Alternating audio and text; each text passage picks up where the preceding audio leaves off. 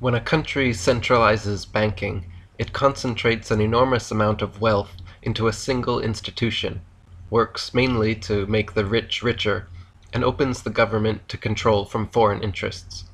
As Bill Clinton's mentor Dr. Carroll Quigley wrote, the powers of financial capitalism had another far-reaching aim, nothing less than to create a world system of financial control in private hands, able to dominate the political system of each country and the economy of the world as a whole.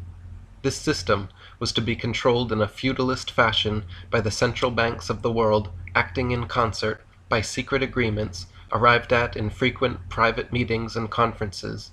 The apex of the system was the Bank for International Settlements in Basel, Switzerland, a private bank owned and controlled by the world's central banks, which were themselves private corporations.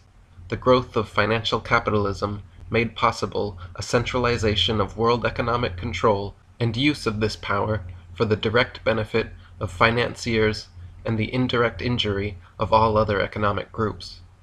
As Jim Marrs said, anyone seeking to prove the existence of conspiracies in America needs look no further than the origin of our present central bank. Here is a well-documented conspiracy involving the very names tied to modern secret societies. Jordan Maxwell said, "Somebody is using us. The business of banking was set up in the year 1099. An income tax form is a 1099. Who decided on that? Think about it." With institutions like IMF and World Bank, along with new union currencies like the EU euro, further consolidating and centralizing the world's banking and currencies, the amount of worldwide influence these international bankers have on world economies and politics is extraordinary. Their method of control is just like a loan shark or the mafia.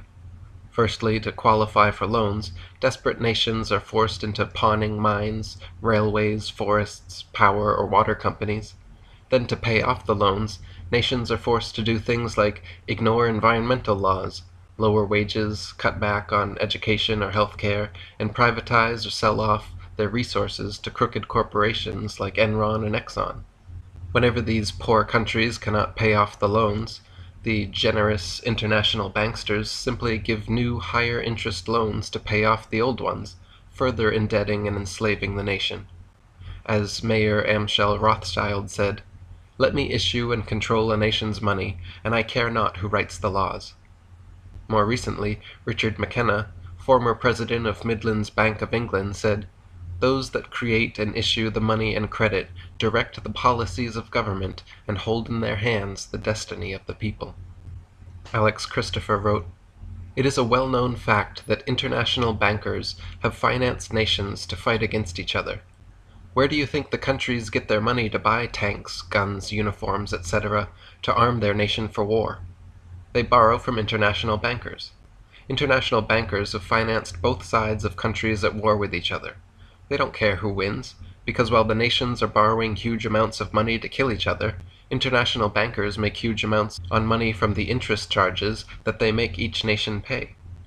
They also have the power to control the outcome of the war by simply cutting off the flow of money they lend. So under the threat of war, international bankers have used their power to gain or increase control over governments. By keeping a nation in debt, they are in a position to demand a voice in the government affairs of the nation. Another goal, which they have already achieved, is to control all the world's monetary systems. Thomas Jefferson said, "I sincerely believe that banking establishments are more dangerous than standing armies. If the American people ever allow the private banks to control the issue of their currency, first by inflation, then by deflation, the banks and the corporations that grow up around them will deprive the people of all property until their children wake up homeless on the continent their fathers conquered." Despite Jefferson's warnings, in 1791, Alexander Hamilton, the Secretary of the Treasury, pushed a congressional charter through to create the first Bank of the United States, which stood for 20 years, until 1811, when President James Madison and Vice President George Clinton refused to sign and renew the charter. Madison said, "History records that the money changers have used every form of abuse, intrigue, deceit, and violent means possible to maintain their control over governments by controlling the money and its issuance. Strangely enough, only 5 years later, still under Madison's presidency, in 1816, he signed the charter for the Second National Bank. Such hypocritical action raised suspicion of bribe or blackmail at work behind the scenes. In 1828, Andrew Jackson said in a speech addressing the central bankers, "You are a den of vipers and thieves. I intend to rout you out, and by the eternal God, I will rout you out. If people only understood the rank injustice of the money and banking system, there would be a revolution by morning." As president for the next 8 years, Jackson worked to abolish the federal charter of the Second Bank of the U.S. In 1835, an attempt was made on his life. The would-be assassin, Richard Lawrence, pointed 2 pistols at Jackson, pulled the triggers, and miraculously, both misfired. Jackson immediately proceeded to beat Lawrence with his cane. Lawrence would later tell police he wanted to kill Jackson because, quote, money would be more plenty for him, and that he, quote, could not rise until the president fell. He said the American government owed him a large sum of money, but Andrew Jackson was preventing him from receiving it. This is most definitely a reference to Andrew Jackson's struggles with the central bank, which was the obvious motivation for such an attempt on his life. In 1836, Jackson succeeded in abolishing the Second National Bank, stating, "The bold effort the present bank had made to control the government are but premonitions of the fate that await the American people should they be deluded into a perpetuation of this institution or the establishment of another like it." When asked on his deathbed what his life's greatest accomplishment was, Jackson replied, "I killed the bank." Fortunately, we were not deluded into the perpetuation of that Second National Bank, but unfortunately, we were tricked into the establishment of another, much worse than it. From 1837 to 1863 was a period of free banking in America during which only state-chartered banks existed and the values of silver and gold were very stable. In 1863, the Rothschild interests had succeeded in forcing a bill through Congress via their insider Treasury Secretary, Salmon P. Chase. He passed the National Banking Act, once again creating a federally chartered central bank, one with the power to print and issue paper money. At the time, President Abraham Lincoln fought against the central bankers and said, "The money power preys upon the nation in time of peace and conspires against it in times of adversity. It is more despotic than monarchy, more insolent than autocracy, more selfish than bureaucracy. I see in the near future a crisis approaching that unnerves me and causes me to tremble for the safety of our country. Corporations have been enthroned, an era of corruption will follow, and the money power of the country will endeavor to prolong its reign by working upon the prejudices of the people until the wealth is aggregated in a few hands and the republic is destroyed." He was shot and killed a year and a half later in April 1865. From 1864 to 1913, the National Banking Act and the Civil War all but forced the majority of America's banks to become nationalized. The effort to create the Third U.S. Central Bank began in 1873, when the Bloodline International Banking Cartel engineered the first of 3 financial panics, which they used to scare the public into accepting the Federal Reserve. Eustace Mullins wrote, "A study of the panics of 1873, 1893, and 1907 indicates that these panics were the result of the international bankers' operations in London. The public was demanding in 1908 that Congress enact legislation to prevent the recurrence of artificially induced money panics. In 1881, President Garfield was assassinated less than 4 months after taking office. He was another anti-banking establishment president who took action and spoke out against them. He was coincidentally shot and killed shortly after declaring, quote, "Whosoever controls the volume of money in any country is absolute master of all industry and commerce, and when you realize that the entire system is very easily controlled, one way or another, by a few powerful men at the top, you will not have to be told how periods of inflation and depression originate." The next presidential assassination happened 20 years later when a supposed anarchist shot William McKinley twice at point-blank range.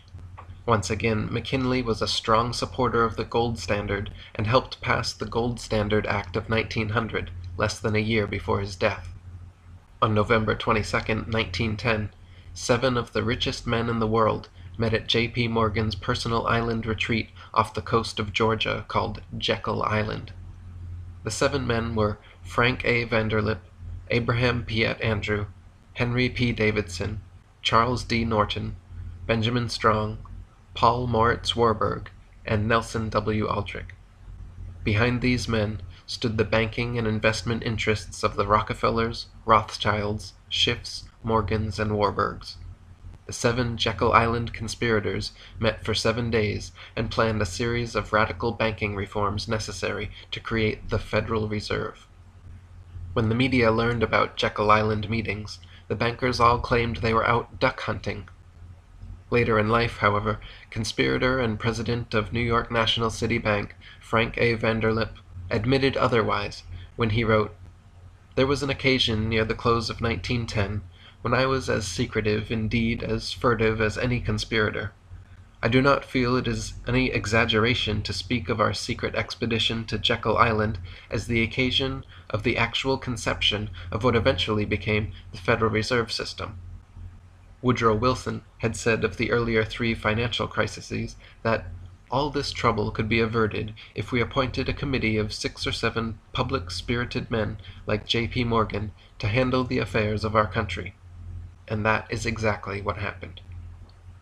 Ralph Epperson wrote, "So the American people who had suffered through the American Revolution, the War of 1812, the battles between Andrew Jackson and the Second Bank of the United States, the Civil War, the previous panics of 1873 and 1893, and now the panic of 1907, were finally conditioned to the point of accepting the solution offered by those who had caused all of these events, the international bankers.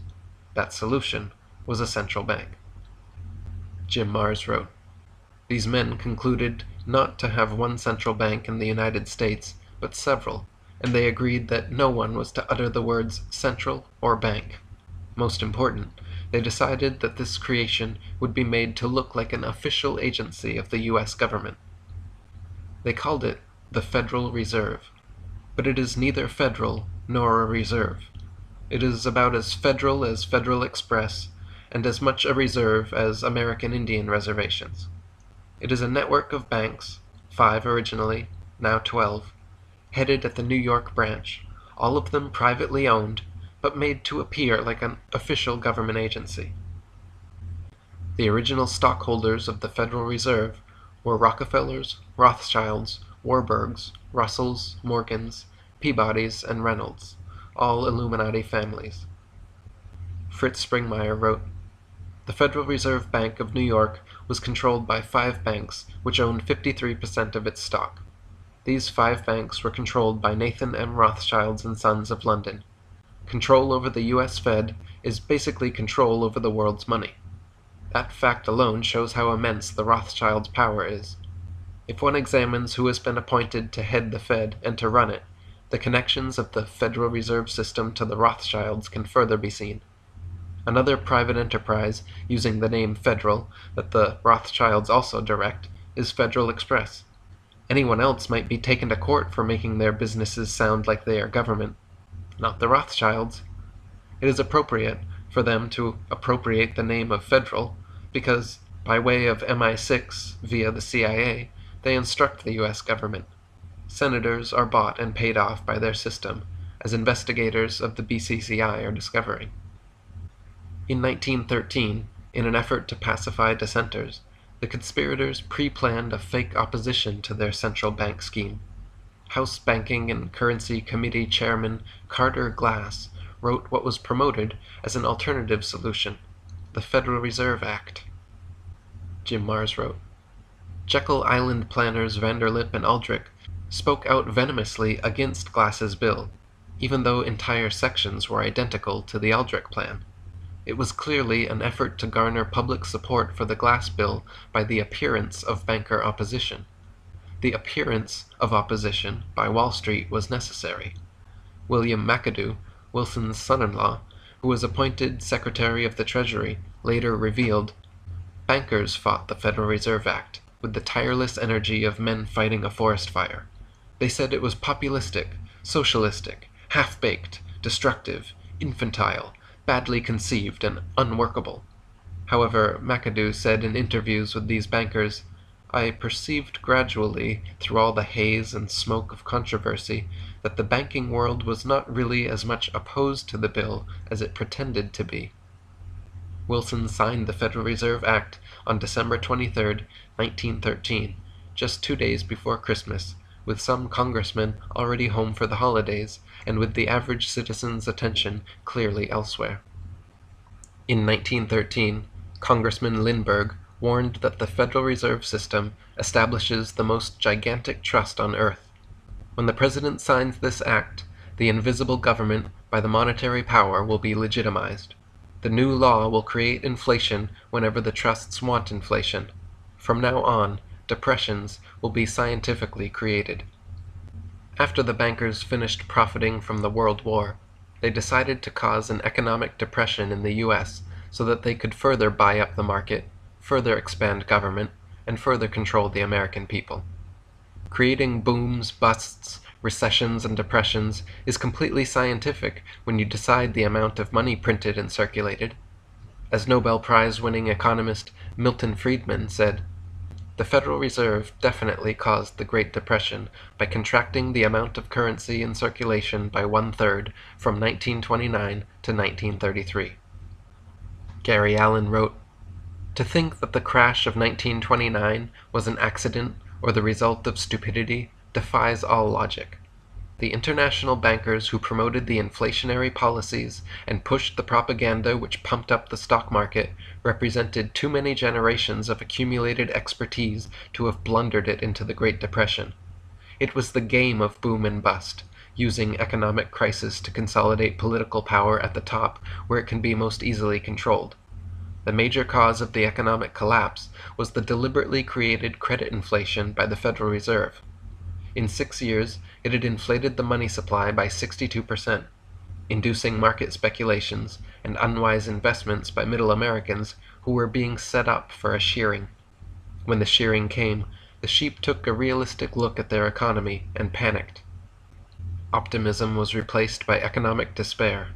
Despair produced a willingness to accept a major expansion of government controls over the economy." During the Depression, Congressman Louis T. McFadden was a very outspoken voice against the Federal Reserve. Regarding the Great Depression, he said, "It was not accidental. It was a carefully contrived occurrence. The international bankers sought to bring about a condition of despair here so that they might emerge as rulers of us all." In 1932, he said, "We have in this country one of the most corrupt institutions the world has ever known. I refer to the Federal Reserve Board and the Federal Reserve Banks. The Federal Reserve Board has cheated the people of the United States out of enough money to pay the national debt 3 times over. This evil institution has impoverished and ruined the people of the United States, has bankrupted itself, and has practically bankrupted our government. It has done this through the defects of the law under which it operates, through the maladministration of the law by the Federal Reserve Board, and through the corrupt practices of the moneyed vultures who control it." Proceeding McFadden's activism, he received a series of death threats, and then died of food poisoning shortly after, under suspicious circumstances. President Franklin D. Roosevelt said in 1933, "The real truth of the matter is that a financial element in the large centers has owned the government since the days of Andrew Jackson." Ralph Epperson wrote, "Once inflation or deflation has been documented, the government economists point with pride at the supposed perpetrators, the public. They never direct their attention at the real culprit in America, the privately owned Federal Reserve System. This private banking establishment has complete control over the quantity of money in circulation. Therefore, they have the ability to create inflation or deflation whenever they choose to do so. Since the Great Depression, the Federal Reserve bankers have continued to manipulate the market for their own gain, and done so through periodic planned market plunges, after which they buy up all they can. In 1936 and 37, stock prices plummeted 50%. In 1948, dropped 16%. In 1953, down 13%. 1956 and 57, down 13%. And late in 57, down another 19%. It has continued like this every few years until today. In 1963, President Kennedy passed Executive Order 11110, which stripped the Federal Reserve from its power to loan money to the U.S. government. It also called for the printing of $450 billion in U.S.-backed debt-free currency, and gave the Treasury Department the authority to issue silver certificates against the Treasury's silver holdings. 6 months after this, JFK was killed.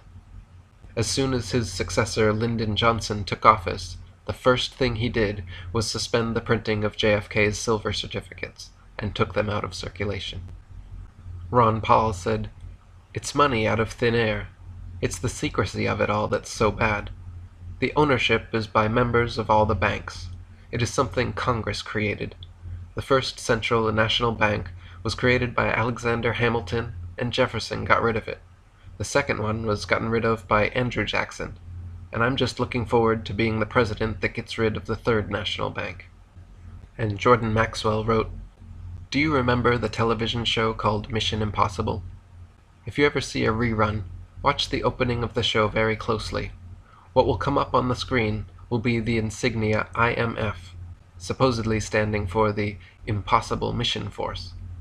The Impossible Mission Force, the IMF, the International Monetary Fund, what were they always doing on the show? They were always tricking leaders out of positions of authority, assassinating somebody, helping people escape, or doing some other dirty deal, all in a war for power. Whose power? Of course, they were always working for some government, but the agents are not supposed to know who that is for sure. They just do their jobs, not knowing who's really hired them. The IMF just sends them out on a mission that they must perform at all costs.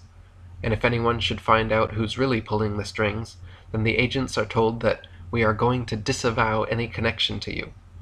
Well, that is the IMF, the International Monetary Fund, which is the power behind the Federal Reserve System, which is raping our country and destroying our economy. And these guys are doing it right in front of you, telling you what they are doing. But we just don't see it, even after they spell it out for us on television. They are even making comedies about it, like Get Smart.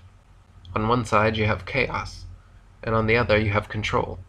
And when you watch the show closely and ignore the foolishness, it is easy to see that the same operation is running both sides, creating chaos, then rushing in to control it, in order to accomplish an agenda. That is how it has always been. Get smart. They are telling you something.